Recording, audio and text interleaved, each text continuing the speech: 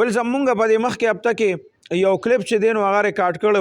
چې یاره جناتو سره ما نه چا تپوس کړی د نکاح چې نکاح ورسره کېږي که نه کېږي نو په هغې باندې هغه یوسف بنیري هغه ما پسې یو کلیپ ریکارډ کړی دی نو مونږ خو د چا نه بې عزتي کوو خدای دا توفیق هم نه راکوي چې چا پسې داسې وکړو چې د هغه بې عزتي وکړو نه مونږ مشرانو تربیت خپل لاسې کړی دی خپل استادانو زمونږ تربیت داسې کړی دی خو چونکې هغې کې زه داسې قسمه جواب هم نه ورکوم خو هغې کې هغه یو څو خبرې داسې کړي دي چې د هغې صرف جواب ضروري دی هغې خو لومبنۍ یو خبره پکې دا کړې ده چې تا نه وي چا تپوس وکړه چې یاره د جناتو سره نکاح کېږي که نه کېږي نو وي تا به ورته ویلي چې جنات نشته نو الله بنده ته په خپله د قرآن نه انکار کوي نو زه به هم کوم په قرآن کې باقاعده سوره جن موجود دی د جناتو ذکر پکې دی د باقاعده عبادت دپاره الله فرمایي چې موږ پیدا کړي دي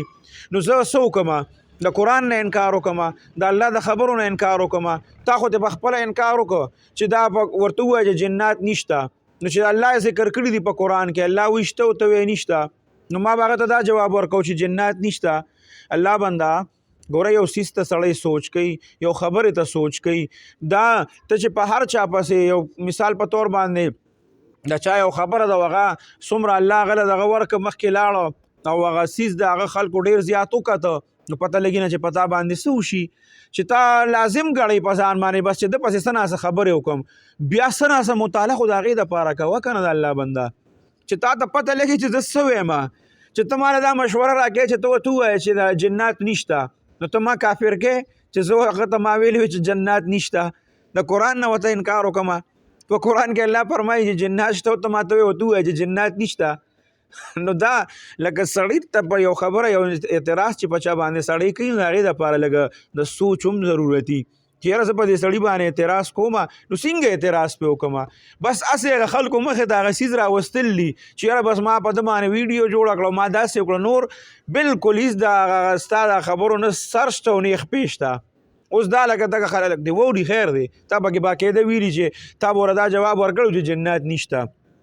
نو زه ستا ومنم که زه د الله ومنم او چې کوم د ماته کوم استادانو خپل څه ښولي دي نو زه هغه ومنم په قرآن او په حدیثو د عمل طریقه ماته هغې ښولې ده نو زه هغه ومنم نو زه تا ته یو عاجزانه درخواست کوم زمونږ رورې او داسې زمونږ تربیت نشته چې تا پسې مونږ بدې ردي ووایو که ته مونږ له غوسه راولې نو کوه ته چې څومره دی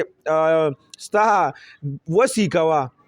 نور یو کا انشاءالله زمونږ طرف نه به نه تا پسې څه بد رد راشي د اخلاقو په دایره کې به صرف تاله دغه درکوو خو په هغې کې دا خبرې چې ته کوې نو لږ ورته مطالعه کوه لږ د هغې دپاره داسې خبرې پکې کوه چې د هغې تا ته یو سړی خو صحیح جواب درکولی شي که نه د هغې جواب دې کولی شي نو د دې د وجې نه خلک هسې دغه کوه ما خلک پوهېږي نن سبا خلک پوهې دی